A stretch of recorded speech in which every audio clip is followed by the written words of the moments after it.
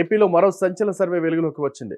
ఎన్నికలు సమీపిస్తున్న కొలది సర్వేలు హల్చల్ చేయడం ఆనవాయితీగా వస్తుంది. ఎన్నికలకు కొద్ది నెలల వ్యవధి ఉండడంతో అనేక సంస్థలు సర్వేలు చేపడుతున్నాయి. వాటి ఫలితాలను వెల్లడిస్తున్నాయి.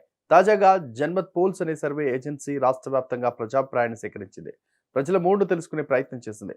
ఇప్పటికిప్పుడు ఎన్నికలు జరిగితే ఏ పార్టీ అధికారంలోకి వస్తుందో స్పష్టం చేసింది. రెండోసారి అధికారంలోకి వచ్చేందుకు సీఎం జగన్ గట్టిగానే ప్రయత్నిస్తున్నారు. ఏకంగా రాష్ట్ర వ్యాప్తంగా అభ్యర్థులను మార్చుతున్నారు. ఇప్పటికే 11 చోట్ల అభ్యర్థులను మార్చారు. దాదాపు 80 మందిని మార్చుతారని ప్రచారం జరుగుతోంది. గత కొద్ది రోజులుగా ఈ అభ్యర్థుల మార్పు విషయమై రకరకాల చర్చ నడుస్తోంది. మరోవైపు ఎలాగైనా అధికారం చేజిక్కించుకోవాలని చంద్రబాబు భావిస్తున్నారు. పవన్ కళ్యాణ్తో చేతులు కలిపారు. జనసేనతో పొత్తు పెట్టుకున్నారు. సీట్ల సర్దుబాటు, ఓట్ల బదలాయింపుపై ప్రత్యేకంగా ఫోకస్ పెట్టారు. ఎన్నికల వరకు ప్రజల్లో ఉండాలని డిసైడ్ అయ్యారు. భారీ బహిరంగ సభలకు ప్లాన్ చేస్తున్నారు. సరిగ్గా ఇటువంటి సమయంలోనే జన్మత్ పోల్ సంస్థ తన సర్వే వివరాలను వెల్లడించింది. వచ్చే ఎన్నికల్లో 116 నుంచి 118 స్థానాల్లో వైసీపీ గెలవనుందని ప్రకటించింది. టీడీపీ జనసేన కూటమి 46 నుంచి 48 స్థానాలకి పరిమితం కానుందని తేల్చి చెప్పింది.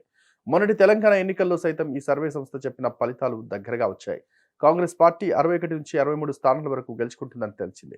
65 స్థానాలతో కాంగ్రెస్ పార్టీ అధికారంలోకి రాగలిగింది.